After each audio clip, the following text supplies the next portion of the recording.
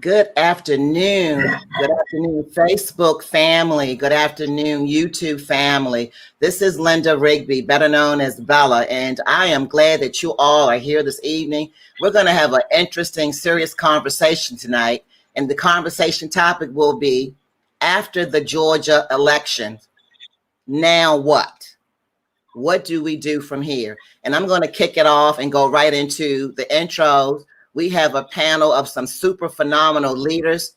I'm going to real brief and I'm going to say a statement about each one of them. And we're going to go right into that question. Now what? We have Ambassador Young, who established the Andrew Young Foundation in 2003. The foundation major areas are human and civil rights, global health, economic development, and leadership and development. Our next panelist is Minister Gwen McClendon. She resides in LA, and Gwen is a youth minister for over 30 years, and she is the CEO and entrepreneur of her own business, McClendon Travel Management. Next, we have the illustrious Helen Butler, who is the executive director for the Georgia Coalition for the People's Agenda. Following behind Helen is Juliana Heleno. Juliana is a passionate Latino who has made this country her home and who cares about helping all people. And she is a current member of the State Board of the League of Women Voters of Georgia. Next, we have Susannah Scott, who is the president of the League of Women Voters of Georgia, who oversees many, many leagues, MALs that we refer to as members at large, and we're growing. Next, we have Walter Jordan. He's a former NBA player of the Cavaliers. He's a philanthropist, a God's man, and he has a lot of things going on with the youth. He's passionate about his nonprofit organization for the youth. We do have one other panel that we hope is going to attend, but we're going to move right into the hour. So please enjoy your dinner as you're cooking dinner and just lend your voice. So, Ambassador and the panelists, we were discussing some weeks ago about the upcoming election. The U.S. Georgia election that everyone by now knows has already taken place on January 5th. And Ambassador Young and I were having a private conversation about what do we do? Once we find out who wins the election, now what? So that's what led to this conversation tonight. So we're going to just kick it off with our thought leaders in the Atlanta metropolitan area, just simply talking from their own strength and experience and what they do. What can we do next? So in light of the situation after January 5th, then we had January 6th, right? And so that was something that, my God, I'm still trying to wrap my head around. It's unprecedented, right? To actually watch history being made, not in a good sense, on January 6th. I mean, without fail, we watched the American right-wing extremists breach security parameters of the U.S. Capitol. I found that very disheartening, but we're going to talk about that too. So let me get out the way, kick it off. Ambassador Young with this nice roundtable. What are your thoughts now after the election? Taking two senators, Democrats to the House. Now what? Well, first, I want to thank all of you because it's clear that this is a women's victory nation. And it was the sincere seriousness of your volunteers and your thought leaders that made this election possible. And I'd also like to thank Commissioner Natalie Hall and congratulate her for her role and work. And don't mind, I'm going to stay local. I think that the national agenda is going to take care of itself right now. They've got more than enough. But locally, I think that we have to start immediately realizing that we're going to elect a mayor within a year, and that we're going to have to come back and we should have a full slate of candidates for the General Assembly and the state legislature, that we consistently win national elections and local elections, and then we get undercut at the state level. I think we should concentrate on making sure that we maintain a mayor and a city council. And to let you know where I stand, I don't think you can change the mayor and have a all wide open candidacy without setting the city way back. I think that it's going to take another term just to focus on the city and our problems. And our problems are, and this is nationwide, the school boards and the school systems. I attribute the fascist rise nationwide to a plot. And I don't think it was well, it might have been, but all the way back to Ronald Reagan, there has been an attempt to, in 1980, there's been an attempt to undercut the value of public education. And they've cut the funding. They resent the power of the school boards to tax people for the education of the children. But I would say that mob out there in front of the Capitol, if they'd gone to public schools, they would have met people who were different. They would have become more mature.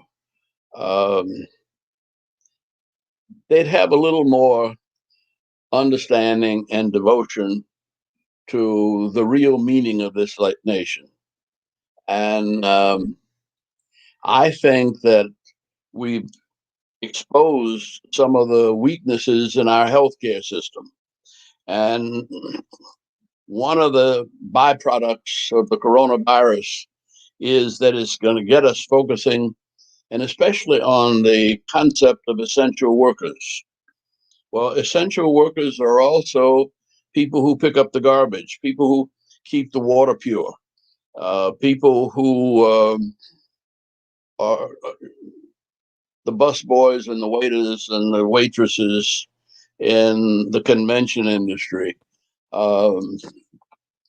These are the positions and these are the issues that I think we've got to focus on, because I don't think there's going to be a federal government top-down solution to our economy or our education problems. And Atlanta has always been a leader. And so the public health improvements and the public school improvements, along with the redevelopment of our economy as we pull out of this pandemic, are going to be up to us.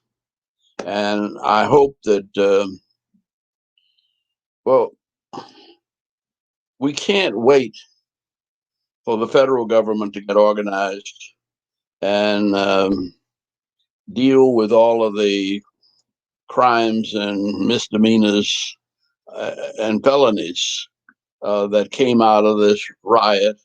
And actually, I almost think it's a distraction. And people should be punished. But I don't want to get so focused on punishing that we punish ourselves and our children and our cities by not focusing on the critical needs that we are aware of. I mean, we've grown in my term here from a city of 500,000 to a city of almost 7 million. And that's got to create problems. And we have CEOs in all of the companies that don't know Atlanta. And we've just got to reestablish a community-based leadership. And I think that I bow to the women. Thank you and God bless you. It was women in the civil rights movement that did all the work and never really got the credit. I think from now on, I'm not trying to relieve you of the work, but I want to say thank you. Credit is yours for saving our nation in this particular election. Amen.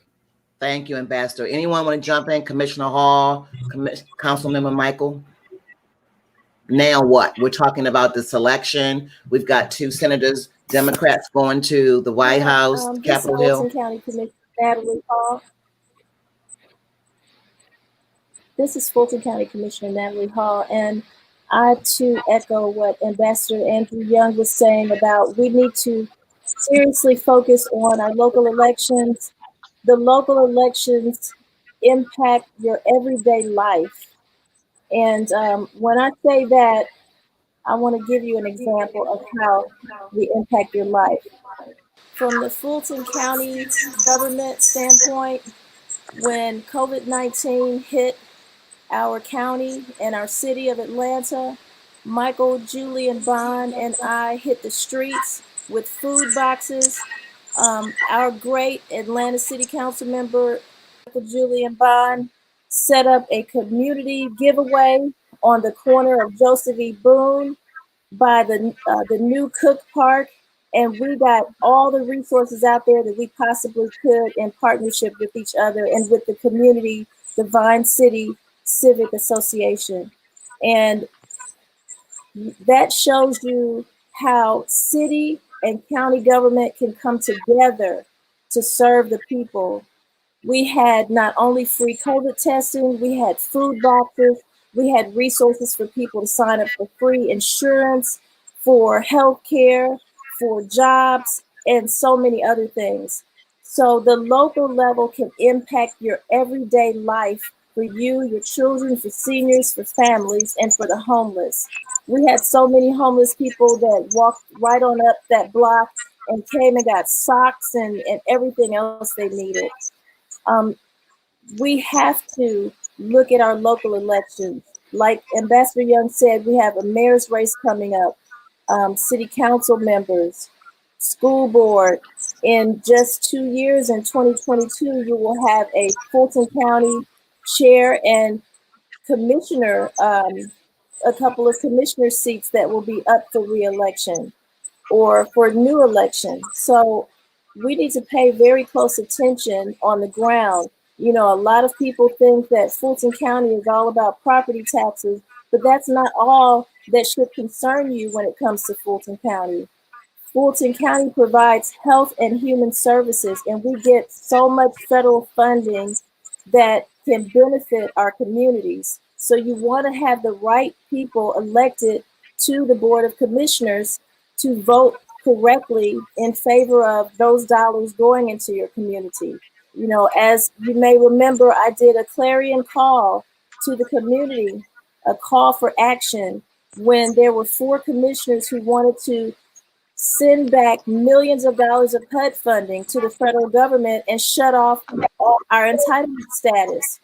You need the right people in office to keep the funds and distribute those funds to the right people who need them. And I want to just open up the floor to anybody else because I can keep going. There's a lot that can be done on a local level. Well, I'll jump in. Can you hear me? Hello? Yes. Yeah, this is Councilman Bond, and I want to say thank you for Yes. having me and allowing me to be a participant tonight in this great discussion. I think we're in a unique time, not only in the history of America, but in the history of our community here in Atlanta and in Georgia.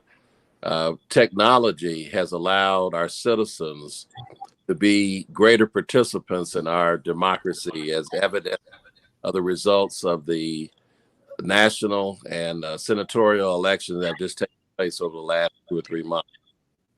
I agree with everything that Ambassador Young and, of course, close colleague Commissioner Hall has said.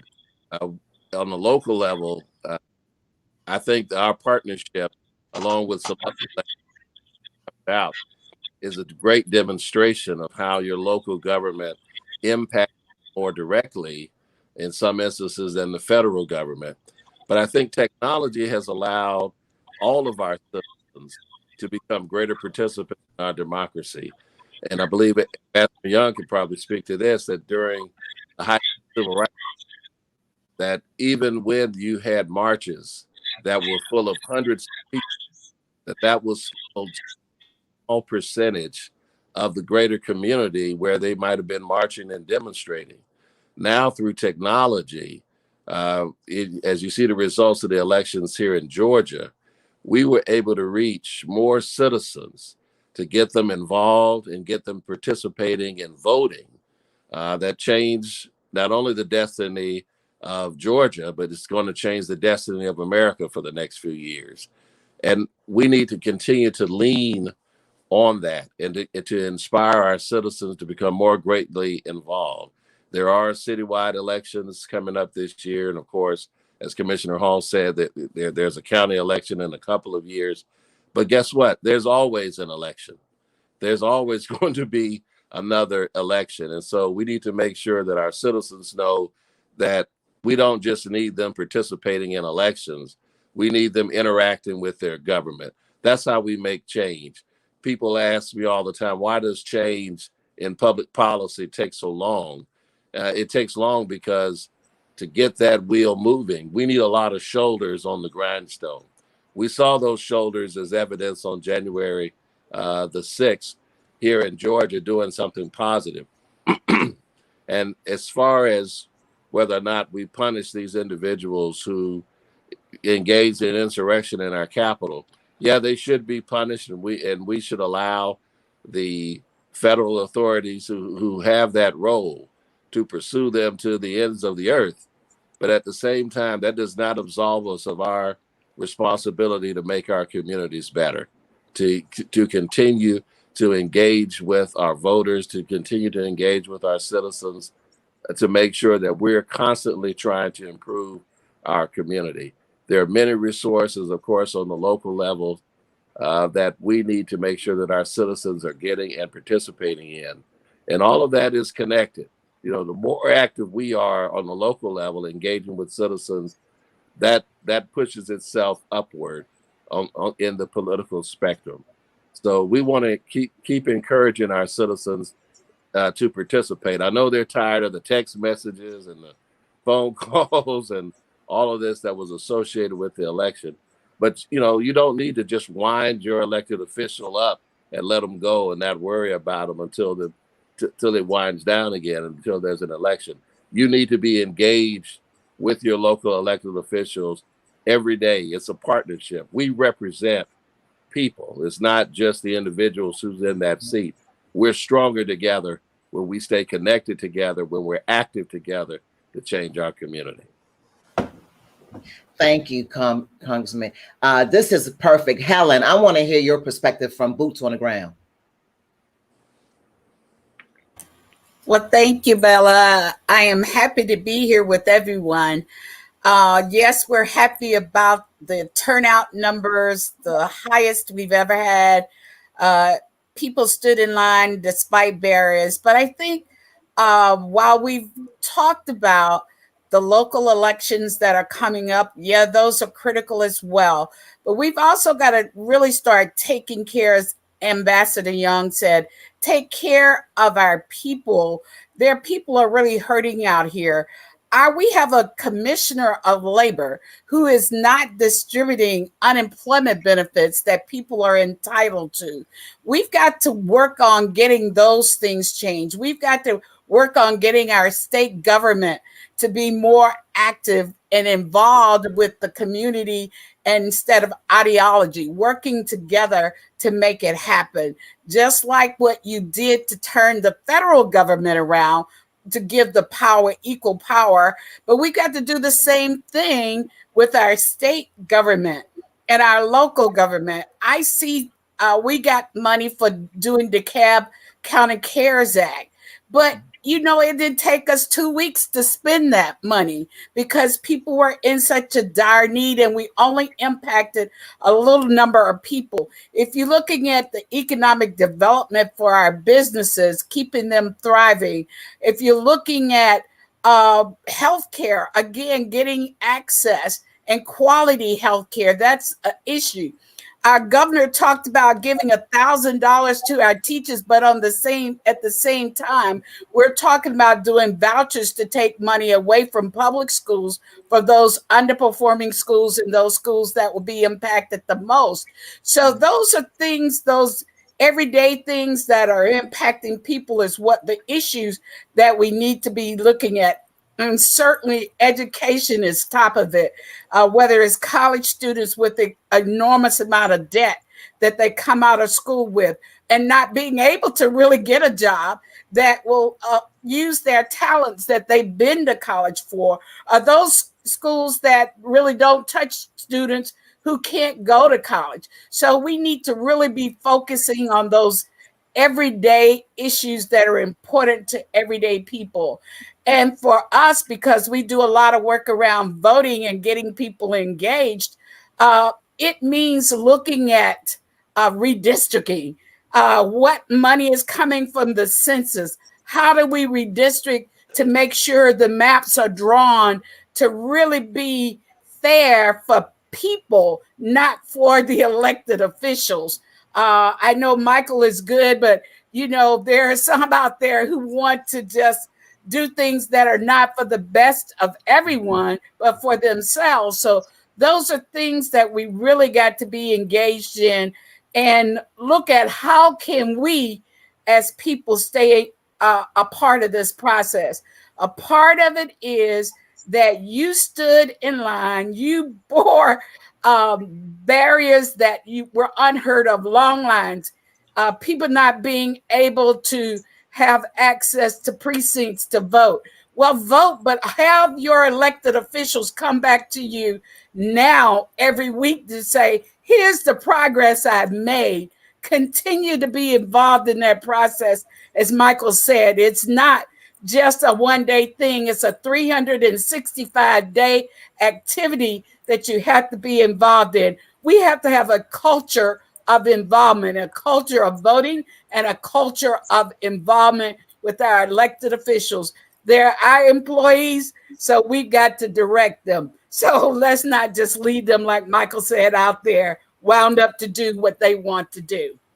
Wow. And you all know why I love Helen Butler, right? Our energy matches. Listen, I'm going to keep everything organized. I want Juliana to go, Juliana, and then Susannah, and then I want Walter, and then Gwen. Same question. Juliana from the Latina Camino. Share with the people who you are and what do you want to do? Okay, so first, thank you for inviting me, because for me it's an honor to share with that. You are also big for me. You are an amazing, you're doing a lot of job, and I feel like I'm new in this country, in the community. But for me, what we need to do now, keep the moment. I see since 2014, I didn't hear so much about Latinos be in the politics, be in the process. But for the last 6 years, I have seen the change. First was everything in English, and now we can see all papers are bilingual in English and Spanish. So that may feel us, included. Because I am a first generation of immigrants. So I had, the combination of two cultures from Colombia and United States. But my kids, this is their country. They are not moved anywhere else. They love here. They vote here. So they fight for a democracy. And with this election, I feel that the real winner is we, the people. So what we need to still doing, educating how to vote, and the ambassador and the commissioner and the other two mentioned the local elections are so important because they decide our daily life. So one another thing that, educating, the mobilization is really important.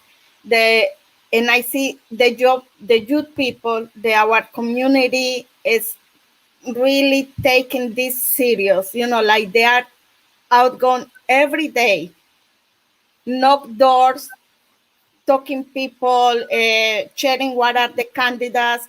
And this is not about being Democrat or Republican. It's about what is a good for our people. Because I have, a mixed community of friends. They are Democrat, they are Republican, but in one moment we say, what really important for us? What is good for us? What is really good for our kids? As a Latina, we saw a lot of struggles in the health area because no many have access to go to the doctor. About immigration, it's a use we keep, every day. We have a lot of mixed families when some they have all the papers and others no. So we cannot separate that. It's very important for us. So for me, this is a victory, but there is a lot of we need to continue to do. Thank you, Juliana. That is awesome. Susannah, from the League of Women Voters perspective. So I think we've all been touching on some really key things. Without education and without strong civics education, I think a lot of people don't really feel like they understand the political process. And I mean, there are people who don't understand what a councilman or a commissioner does versus what their state senator does versus what, their U.S. representative does. And so I think part of our goal is to make sure that people really understand the political process and how they, how all the different levels play together. And, who do you call if you're having problems with your sanitation? You're not going to call your state senator about that. But, some people don't know. That's the name they recognize. So that's the person they're going to call when they really should be calling their county commissioner or their city councilman. So first off is just making sure people understand the political process. And then I think the point about being connected to the political, to politics and the political process throughout the year is really important. It is not a one and you're done. The people who represent us look for us to let them know what's important. And, if they're only hearing from one, side or one person, then they're not getting the full, understanding of what matters to their voters. So when there's something that's coming up, you really need to reach out to your elected officials and let them know this is something that I care about and this is how I think you should vote. And I know Helen and I are going to be doing a lot of work in the next few months, working on, proposed legislation we think is going to come that's going to really impact voter access. And if it can't just be us and our organizations reaching out to those senators and those representatives saying, we want you to, amend your legislation or, to propose, push for this legislation instead. They've got to hear from you guys too. I mean, if you are a registered voter, then your representative, your senator needs your vote in order to stay in that position. So you need to let them know what you want. And if they're pushing legislation that's going to impact your ability to vote in the next election, you need to let them know that's a problem and how this proposed legislation is going to affect you. So really staying involved and informed. I know that the People's Coalition and the League is going to do our best to make sure that, Georgia citizens know what's coming and what, expectancy calls to action. But we're going to need you to pick up that baton and call your elected officials and let them know. And so, I mean, that's happening at the state level, but there are things that matter in your local communities. And so we are going to need you to call your councilmen, your commissioners, and let them know, you haven't paved my road in 20 years and I've got potholes all over. That's who you call. That's who you let know. Or if they're doing a zoning that you think is going to impact your community in a good way or a bad way, let them know how you feel about that. If you're not engaged in the process, then you're not going to be able to impact it. And yes, it's important that you vote. And we are so grateful for how many people showed up, not just in November 3rd's election, but also January 5th. It gets me teary-eyed when I think about how many Georgians really, really stepped up and came to the polls twice and during the holiday season. But you've got to keep that level of engagement, and so that you know what they're doing. You've elected them, Now you got to hold them accountable and let them know what you need from them going forward, so that they do the best job they can. They need us to tell them how to do their job, how to represent us to the best of their abilities. That's good. As I continue on, I'm going to let the audience hear from Walt, tell a little bit about what you do, Walt, and after Walt, we're going to go to Gwen, and we're going to go back to a roundtable. Walt, what's your feeling being a philanthropist and working in the community and having your own organizations and helping young men? I'm honored to be on this Zoom call with such distinguished leaders. I always believe that you do things in the dark when no one's looking. That's when magic happens.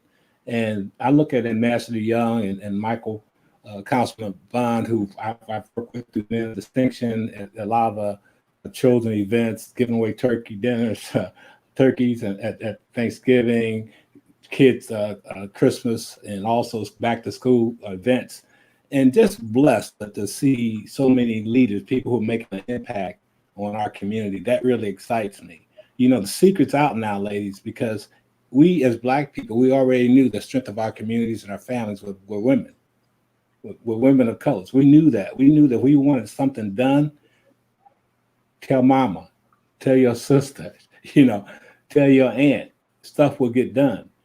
We were excited for the fact that Georgia came down to Georgia, who's going to decide those 2 Senate seats, because we knew for the years this has been going on. Ambassador Young, for all he's done this for years. I'm reminded of an old adage that says, it took me 30 years to become an overnight success. So people just finding out about what's going on in Georgia. This has been going on for a long time. I look at all you guys here, young ladies and gentlemen here. This has been going on for a long. We've been witnessing you guys. We've been following you guys. We've been watching you guys. From a youth standpoint, which I deal with a lot of kids, the most heartbreaking thing for me is during this last 10, 11, 12 months, when kids call me almost daily with issues, kids that I've been able to coach for the last 30 years or mentor for the last 30 years, hurting or in pain, not understanding what's going on. Think, being hope, no one cared about, no one loved them. We've got to get our kids are now engaged because of the efforts. Our kids are now engaged. Now the part is to educate them. We have momentum. Momentum is visible, but the key is to keep the momentum going and increase the momentum. There's no time to slow down and stop. We've got people's attention here. We've got the young people's attention through technology. We reach more, like what Councilman Michael said, than ever before. Kids are addicted to this thing. So let's talk about, teaching our kids, give them some trade skills. If they can't go to college, teach them a skill. Have them understand the importance of owning their history, knowing who they are. Get them engaged in knowing who their history. If they don't know their history, they're lost.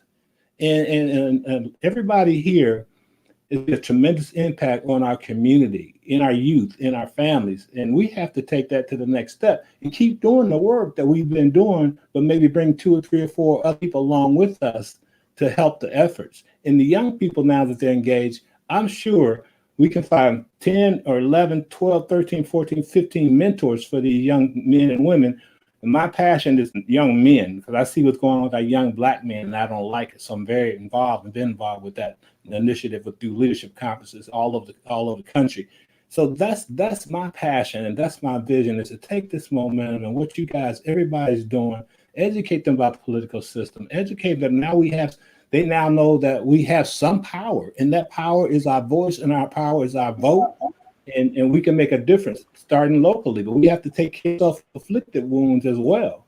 Everything ain't on everybody else, and we got to take ownership. And we got to let them know what you're doing and what each and every one of you are doing. Bring them in and mentor them so they can pass on the legacy that you guys are already putting forth and putting it out there. I salute you guys. I'm so excited being here, and I'm taking great notes, and I just appreciate all of you guys. So if you need anything from me to be involved with young people, I'm available.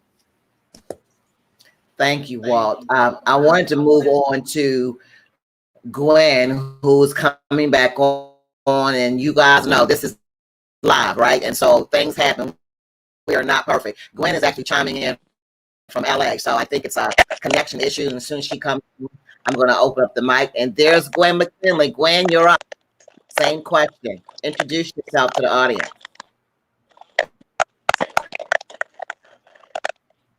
Hi, God bless. I've been having some technical problems, but I said I will not be started. First of all, I'm so privileged and grateful and humbled that you would even ask me into this arena of just wonderful people. My mother and father are natives of Georgia, Waycross, Georgia. I'm so proud to be a Georgian by birth, and that's why I was in Georgia as if I was there as a citizen. I also am so honored to be in the presence of one of my major heroes, Ambassador Young. I want to say this. I think that we have learned one thing from the pandemic and also from this election in the last 4 years of this presidency, is that we are our brother's keepers. And I think that we've also learned, or should have, that we can no longer have government by spectatorship, because that's what we've been doing. And I also want to say, relative to this, is we've been bleeding for a long time, and the only way that you can sustain and stop bleeding is to put sustained pressure on the wound. And that's what I'm here to just say. I prayed about this and asked the Lord, well, what is my contribution with all of these great elected officials, etc.? And he said, I want you to talk about one thing, that that we all must acknowledge that we're in this together. What I do affects somebody else, and that we must take an accountability and find out what was my part in making this, what's my part in correcting, but what was my part in breaking it? And we as Blacks can play victim, but all those thousands of Blacks who for so long did not honor or vote, you're complicit in the system and sustaining it. Shame on you. But Georgia, you stood up, made you stand in lines, they made you stand in inclement weather, but you told them that we have a legacy that we will move on our feet and you can't thwart us. The C is that we must confront everything that is not right, whether it applies to me personally or not. If it's not right, we need to confront it. And finally, T, we need to tell the truth. And we must demand truth on every platform. We need truth in our medias. We need truth in our press and our, particularly our elected officials, but we need to tell the truth ourselves. And I just want to say that I am empowered by your example, but it's just starting. The beginning is right now. And all of us need to go back and take civics courses and know how our government works. We need to put vocational education back in the schools to help our children. And we also need to be woke and stay woke. We must keep a sustained collaborations, coalitions. And we need to know that there are common things that we agree with more than the things that we don't. So Georgia, we're gonna keep you on our mind, because I know many of us around the country, we couldn't get there physically because of the pandemic, but we were sure with you in spirit. And thank God for technology. Do not lose the fight. You are examples, and Ambassador Young, God bless you for not saying, I've done enough. Thank you for being our leader. Thank you for the legacy. But we need to stay awake, and we need to know that we are responsible one for another.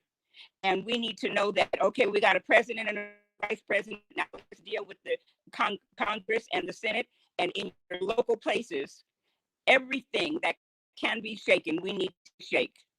But starting with ourselves, with personal accountability and acknowledgement that if I'm not part of the process for correction, restoration, and healing, then I'm certainly the common denominator on the problem. And thank you all for letting me just be able to say that.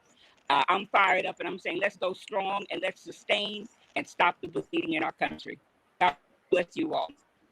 Wow. Thank you, Gwen. I want to keep this conversation going, so everyone, please follow my lead. I'm going to ask one more question. I'm going to start with Ambassador Young, then I'm going to go to Councilman Michael, and I'm going to go around, and then I'm going to ask a couple of questions. I mean, God knows we need more time. Here's the final question of the hour. We're just getting started.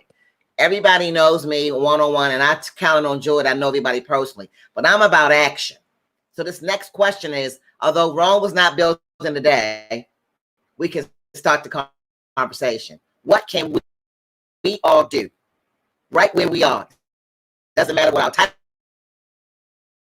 talking about financially, but what can we all do from a perspective of now what?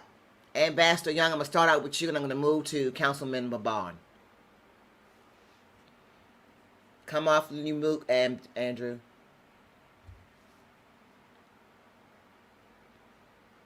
Really paying for this country.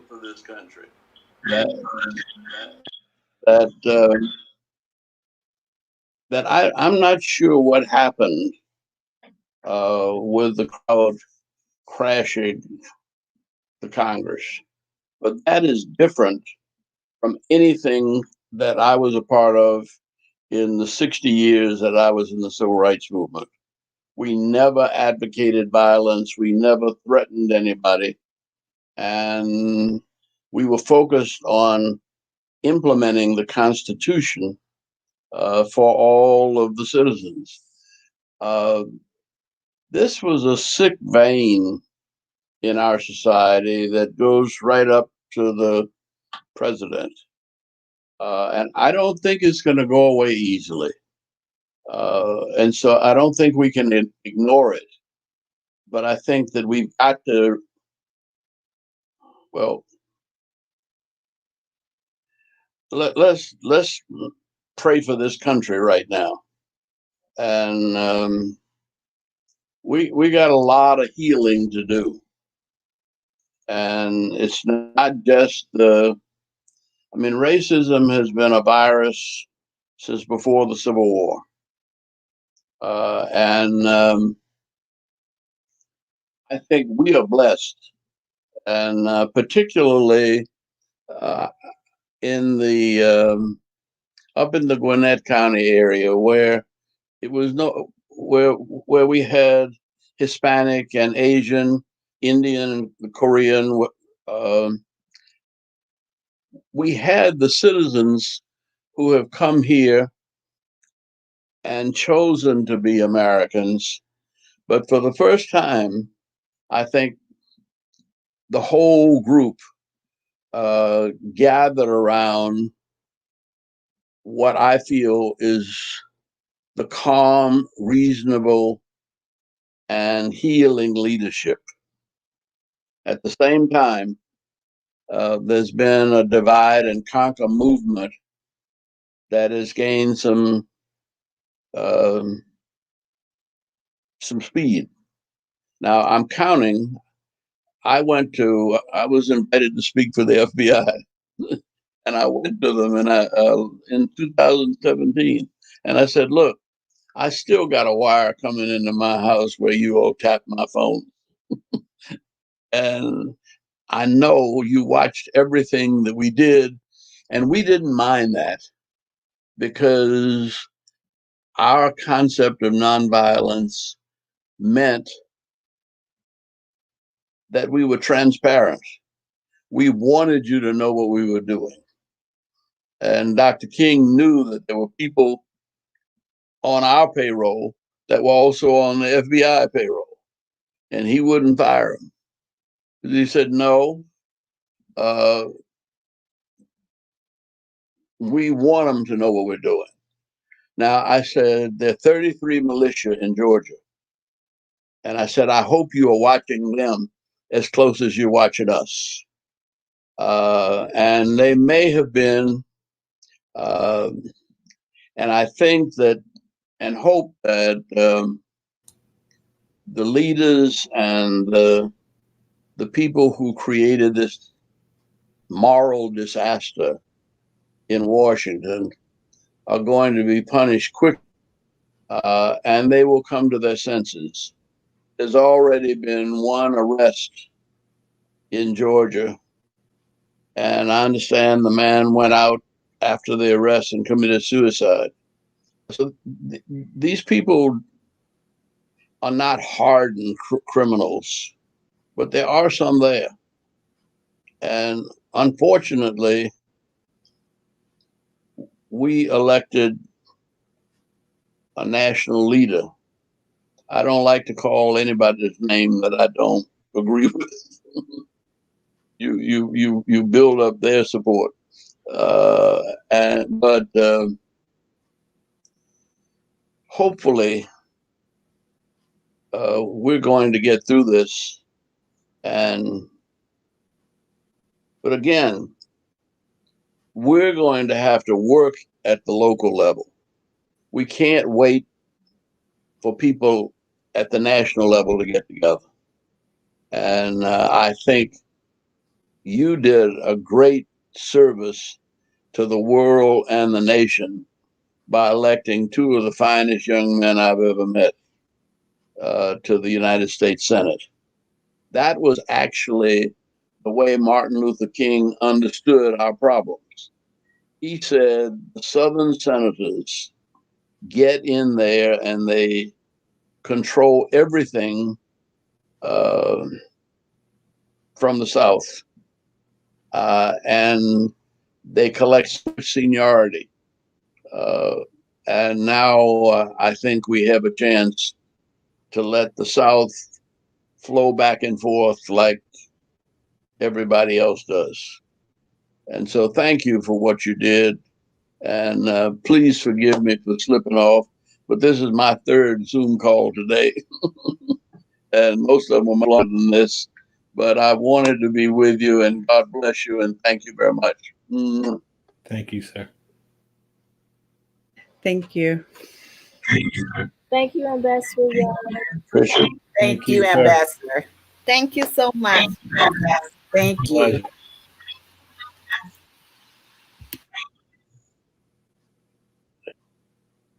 Tricia?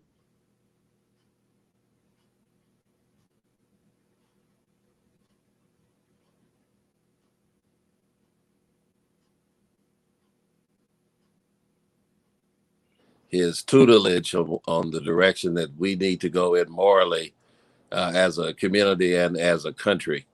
And so to follow that, I would only say that we've got to keep doing what was successful that brought us to this point. We've done in Georgia in November and in January what we were capable of doing for years. For years here in Georgia, there have been at least 300,000 African Americans. There have been majority Democratic registrations higher than Republicans, but they were not voting. And so now that we have achieved this great victory, these great victories, we need to continue the maintenance on the outreach that made that possible. I'm sure Donald Trump was a great energizer for the presidential election for people to vote against Donald Trump and for Biden. But we have to maintain with those voters and those members in the community that there's going to always be another election. We have to look at elections not as special events, but like innings in baseball. There's always another one to be played. And so with that, we've got to continue the relationship that we have with members of the community.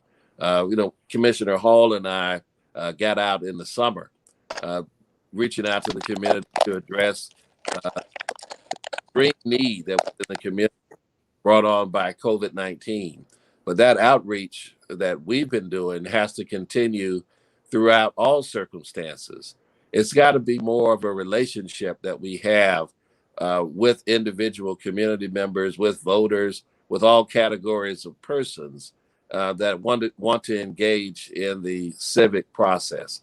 And we as elected officials have an obligation to continue that outreach, to continue to send the text messages or the robocalls or to host Zooms like this so that people can participate and have the information so they can aid us in changing the community.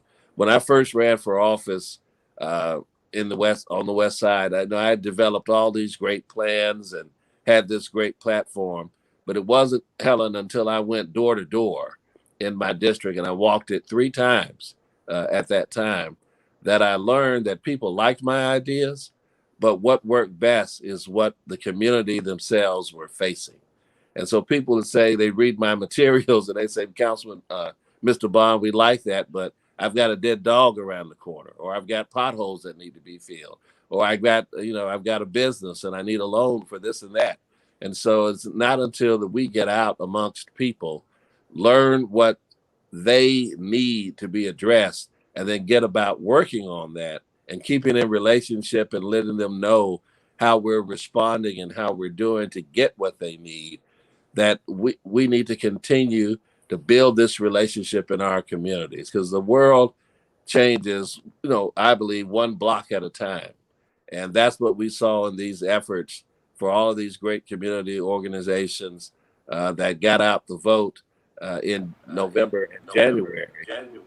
We're basically community builders. We're building relationships with people and individuals who before that were not as interested or felt as affected by the outcomes of elections. And now that we've awakened that spark with people, we need to maintain it. We need to maintain that flame and that relationship with communities.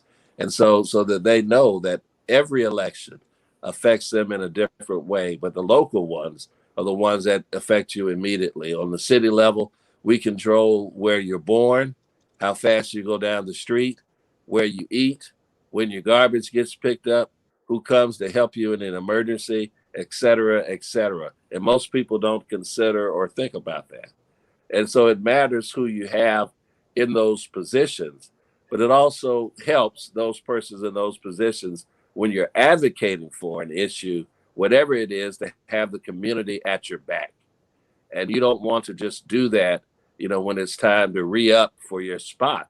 You want to make sure that we've got an ongoing relationship so that real needs are met.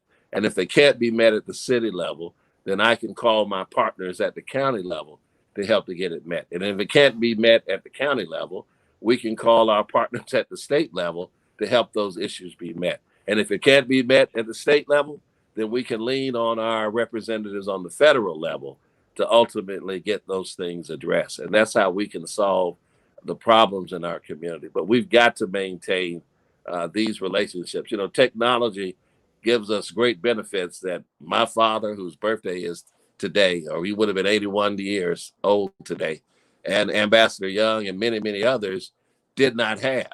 When they were going out to reach the community, they were going door to door all the time, or on the telephone, or using what used to be, and I'll date myself, and I'm sure many people may not have heard this term, using mimeograph machines to create flyers to distribute in the community. Now we've got unbelievable technology where we can reach literally thousands of people in an instant. And so it has to be a two-way street. We have to make sure that we're using this technology to keep people informed and to be responsive.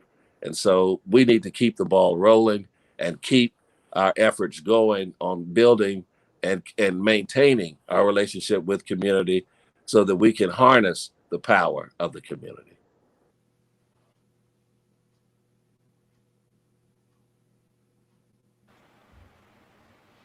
Commissioner Hall, and then Helen. Yes.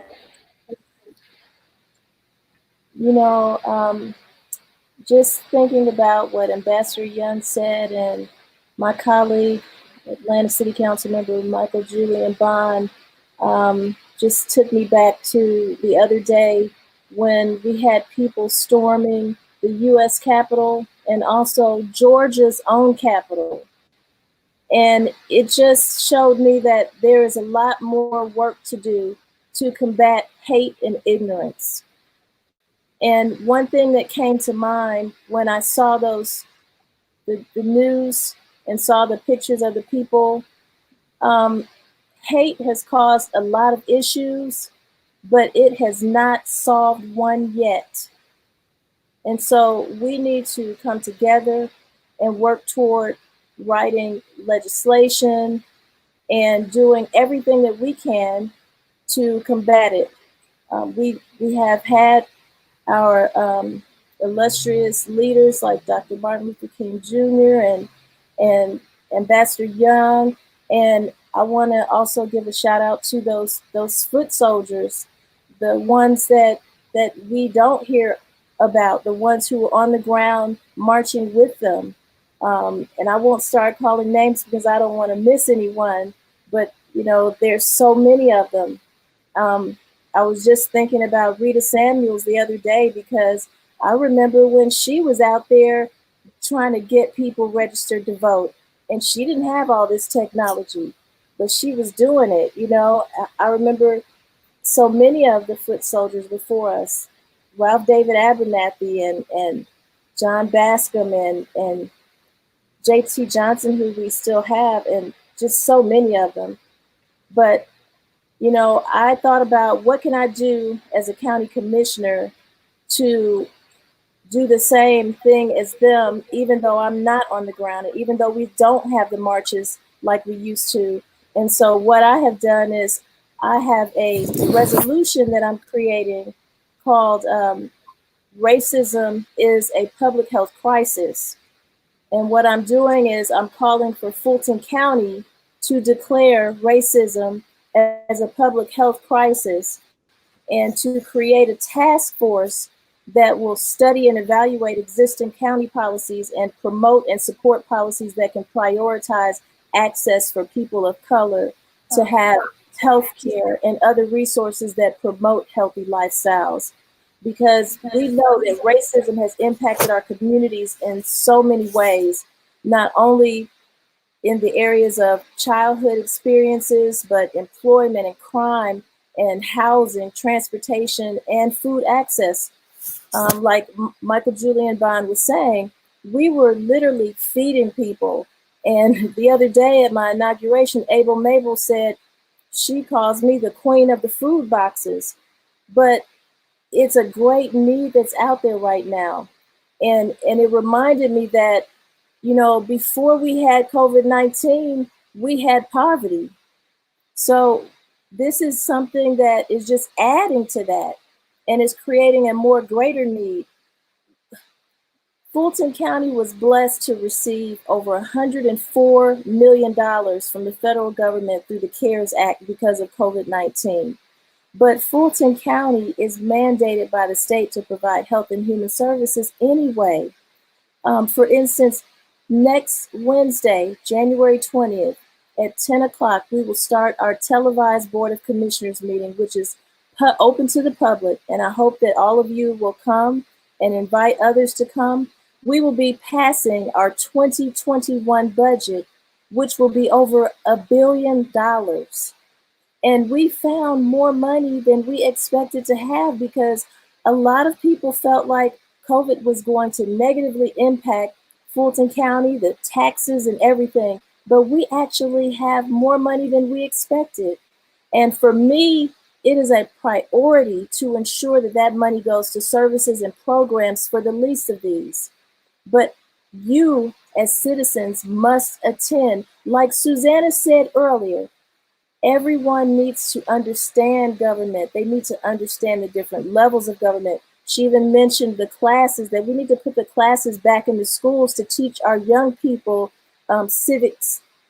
I could not believe when I found out that that was gone. They need to understand. I have gone to many neighborhood meetings. I have 14 neighborhood planning units in my district and over 50 plus neighborhood business and civic associations. And when I go out, I'm surprised at people who will come up to me. For instance, one lady was so angry with me. She said, "Why haven't you paved Cascade Road?" And I said, "Oh, I wish I could." And she said, "What do you mean you can? You're a commissioner." And I said, "I'm a Fulton County commissioner. I think you may be confusing me with the commissioner who's over the department at the city of Atlanta that actually paves the roads." I said, "But commissioners at the city of Atlanta are appointed, hired and appointed by the mayor of Atlanta. I am elected by the citizens of Fulton County within the district that I serve, which is over 200,000 people." So I literally realized I'm educating people on what Susannah was saying, civics, just simple government. So we have got to do better, everyone. We have to come together.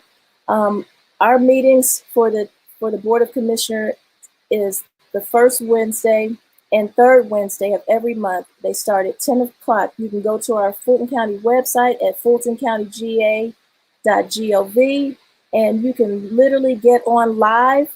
You can ask questions. You can speak for 2 minutes and let the 7 Board of Commissioners know exactly what you want to see, that over $1 billion spent on. And I would hope that I could see more people coming to the meetings. If people could come out like they did when I did a call to action about the HUD funding, there were over 200 or so people who showed up. That was back before COVID. And we literally set a record in the history of Fulton County, having those people come out. We've never seen those numbers before, and we have not seen them since. But it should be something that is a regular thing for our meetings, because we're talking about your tax dollars, and I'm here for you. So please contact me. I have been contacted by people who don't even live in my district. So I welcome all of you.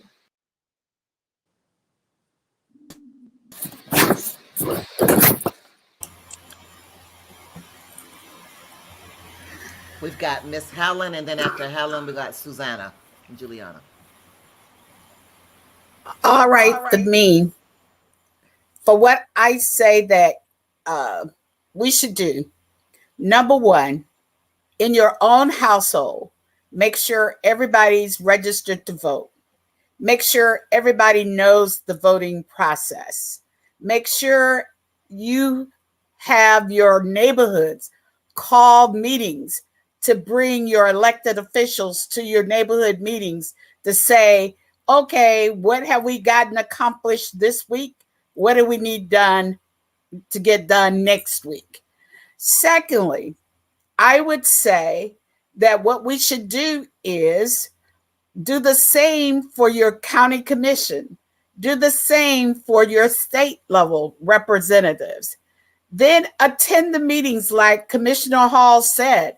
Every week, each person doesn't have to attend, rotate. Each one of you go to a meeting, come back and report so we all don't get tired of it.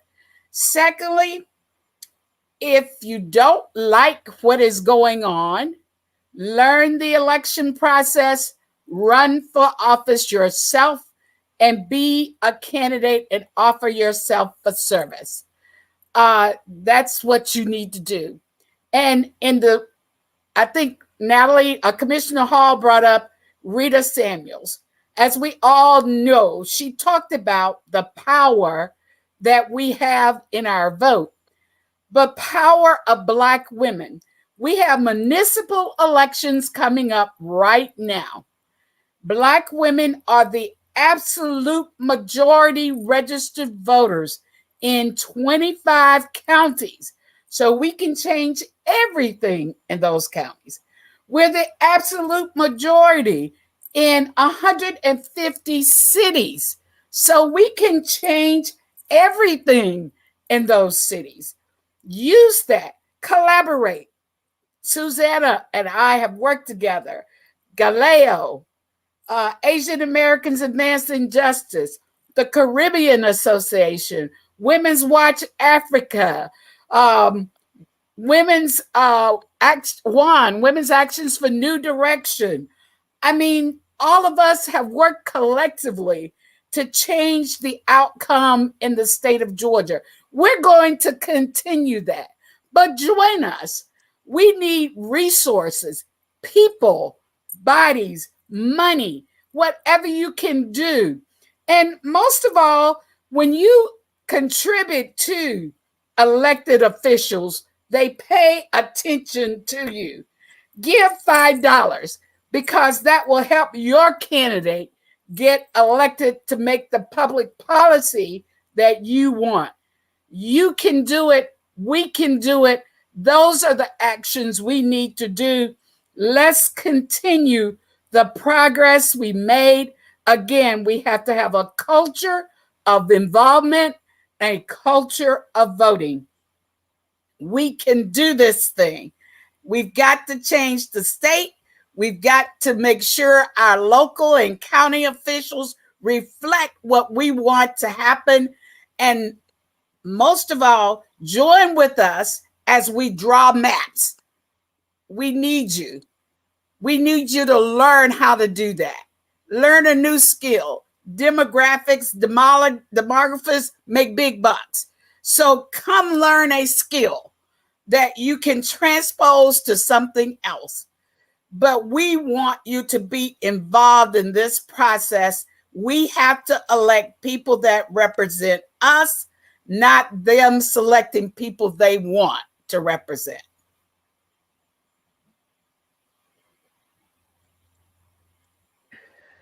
And I'm going to jump in right on that because that's one of the biggest issues for the League of Women Voters across the country right now is redistricting reform. And we know there's a problem here in Georgia with how the redistricting process is done. And when they're redistricting, when the session, they're going to have a special session probably this fall to take all the information they got from the census. You know, that's why people kept hounding you to fill out your census, so they'd have the numbers, accurate numbers, so that this fall we can reapportion the state. And that doesn't just mean our federal, you know, our U.S. representatives. That's also your state senators and your state representatives. And then that then trickles down to your county commissions and your city councils. And so when there are no standards for how that redistricting process is done, then they can do just what Helen said. They can pick who they think is going to help get them reelected, or the party they want to be reelected, rather than making sure that their communities are actually being treated well and that they have a community has a voice that can actually have an impact on an election. And so definitely stay involved, make sure you're paying attention. We've got, there's going to be a Transparency Act that's probably going to be submitted sometime in the next couple of weeks, which is going to require them to let us see those maps before they vote on them so that we can actually have input in what those maps look like. So be involved with that. But also, you know, there's a lot going on. Figure out what really is important to you that's happening at the county level, at the city level, at the state and national level, and figure out how you can keep track of what your representatives are doing on those key issues.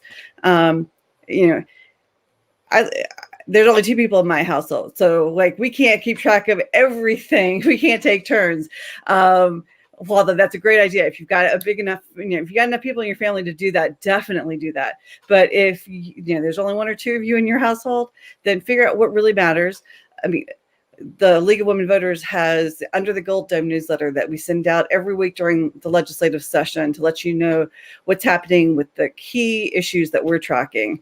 We're not the only ones who do that. I think that People's Agenda does something similar. And so, you know, figure out what organizations are really passionately concerned about the things that matter to you. Get involved. Helen's right. We need resources. We need the volunteers. We need the donations. But we take those volunteers. We take that money to help us keep track of these issues so that we can keep you educated. And a little bit can go a long way if a lot of people are involved in the process.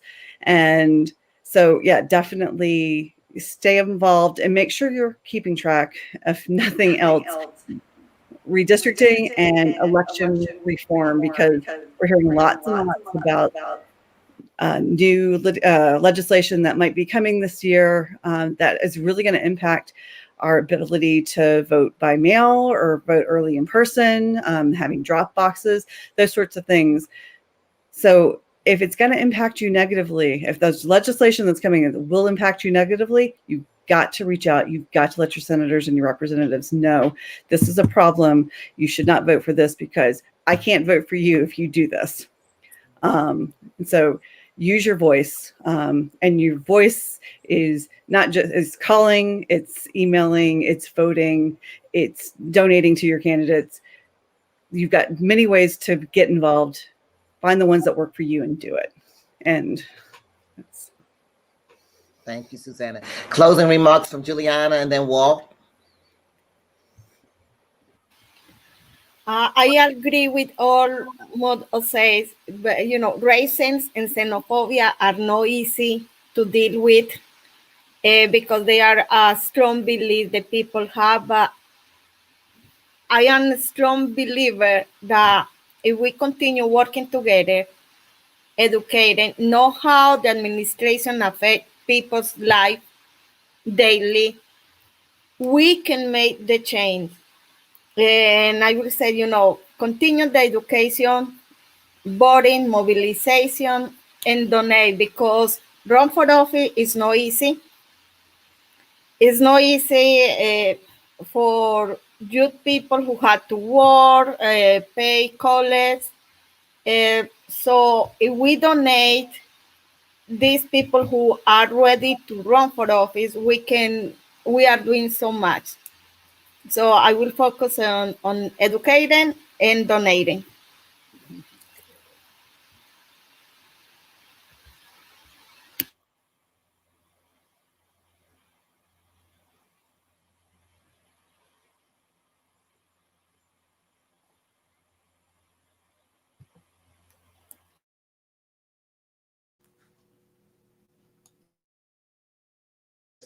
Can you guys hear me now? Sorry about that. What I keep hearing over and over and over again is that teamwork really works. And that's something we have to do, is teach our kids leadership and have high character and integrity, and not be as wanting, needing, but to give, to live the importance of being a servant. The person have a servant heart and giving, and knowing life is not about you. That starts in the home. We got to teach our kids how to be leaders, not followers, leaders. And this is a good example of you guys. I'm sure all you guys have great mentors. You read plenty of books. Get our kids to read books. Let them know them reading. A lot of our kids do not want to read. A lot of our adults won't even read. They want to, most people don't even read past the first chapter in a book.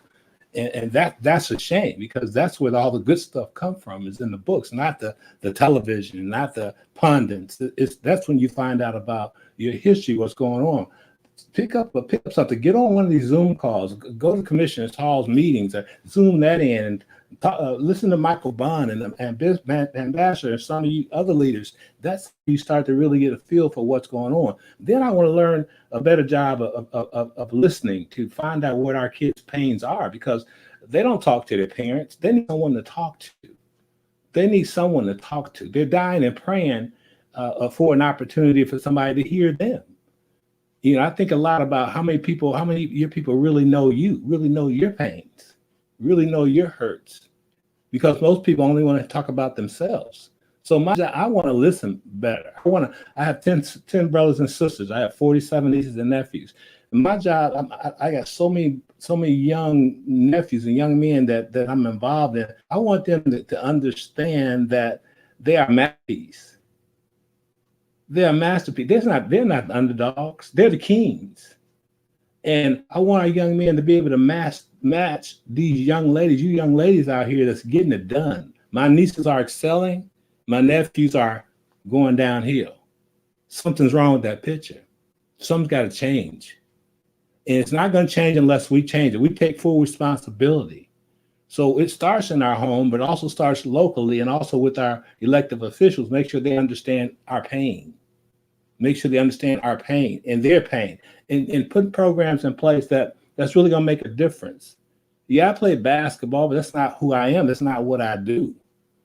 And I think that's something we have to, everybody want to be a rapper, and a lot of these rappers can't even read, and I think we have to take back our youth. We have to start taking back our youth, so they can turn out to be Ambassador Young, to Commissioner Hall, or Julian Bond, or Michael Bond. It can be somebody that's in them. They have it in them. We are so gifted and talented and smart, and we are brilliant, and they don't know it. That's a problem. That's a serious problem. And it's our job to take time to make sure they get it and they understand who they are and what they can accomplish, because the next generation of leadership has to start now. We have to start building them now. We can't keep depending on the same old leadership over and over and over and over again. If you guys hadn't noticed, God is in control, and we're leaving here. We have to educate our kids about in our families and ourselves about taking care of our health and our wellness. We as people of color are leaving here quicker than most, because we don't eat right. We don't take care of our immune system. We don't do what we need to do. We won't make the sacrifices for I don't know what it is, egos or pride. I got brothers who won't go to the doctor in this pandemic. Kids go out here and partying in thousands, groups of thousands. Is it because they don't know? Is it because they don't care? Is it because they're selfish? Or is it because they simply don't care? Which one is it? I can't figure it out. But we have to do a better job, because obviously we're something's going through the crack here. And we've got to fix that. So that's my initial thoughts on what I have to do personally. And I also have to team up with anybody and all of you guys to figure out and educate myself on what's going on, what else I can do to educate these young people to follow you and do what they need to do to help our community. So that's where I'm at, and I'm just excited about the call. Linda, great job, and I'm humbled and honored to be here with all you guys. Thanks a lot. Appreciate it. Thank you. I want to hear from Gwen. I want Councilman Bond to close us out. I know we're pressing for time, but Gwen, and then I want Michael Bond to close us out.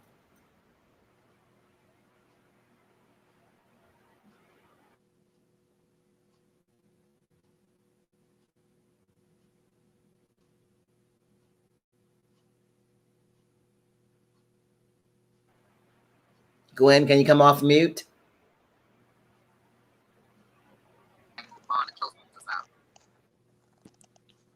Kind of. Hi, this is Gwen. I hope you can hear me. Just God bless everyone. So you touched a spot with me, and that is, we all look at, or perhaps had the privilege of seeing. Gwen, can you come off mute? I'm off mute.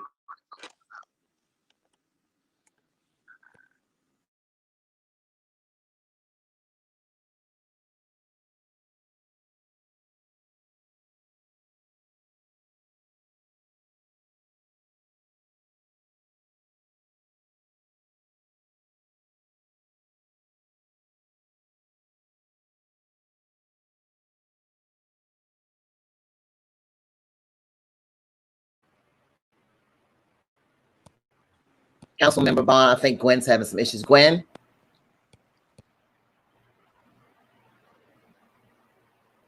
Me? We can hear you, Gwen. Yes, we can hear you. Hear me now? Yes.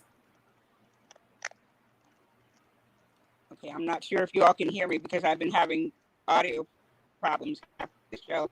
Can you hear me? Can you hear me? Yes. Yes. Hello? Yes. Yes, we can hear you. Can you hear me now? Yes. Perfect. I'm so sorry. I'll be brief. I hope you can hear me. When we listened to the program and saw the program by Ava DuVernay with When They See Us, the question is, what do we see when we see us? The perceptions, it starts in the home. And we're going to have to do some re-educating. And we can talk about old school all you want to, but they need to know why we old folks are still here, because we know something. Self-preservation and self-education. And what we have to do is go back into the homes and establish some things about, first, your respect and your response to authority. Okay? In the house, in the home. But we also have to, again, educate our children and educate ourselves. And when we talk about our history, we have to go in and correct the history. But how we're going to have to.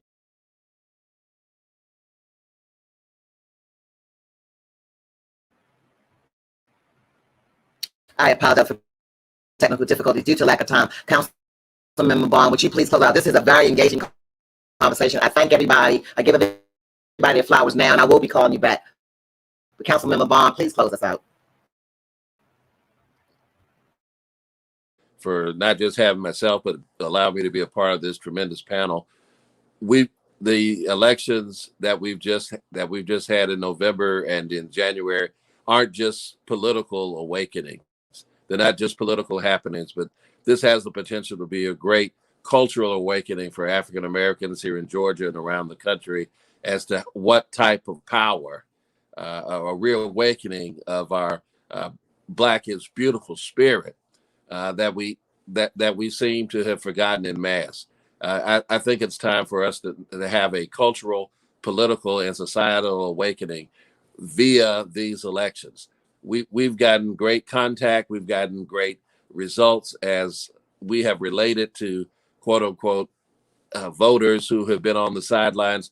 But it's time for us to take that action and turn it into a habit in our community, that we're going to continue the outreach, that we're going to continue to elevate our children, that we're going to continue to be in dialogue with our different community groups, our community partners, those in other minority communities, to be empowered and to learn a new self-identity, one that is based on empowerment, not based on oppression. And so I think this should be the beginning of more conversations, of more dialogue, and more relationship building within our communities, so that we can continue to uplift our communities. And to use a phrase that was melted during the Civil War, we need to be those who will uplift the race, so that we can stand equal and shoulder to shoulder for the American ideals and for American dreams, but for the greater self-fulfillment of our people as a race. And so with that, I'll close out.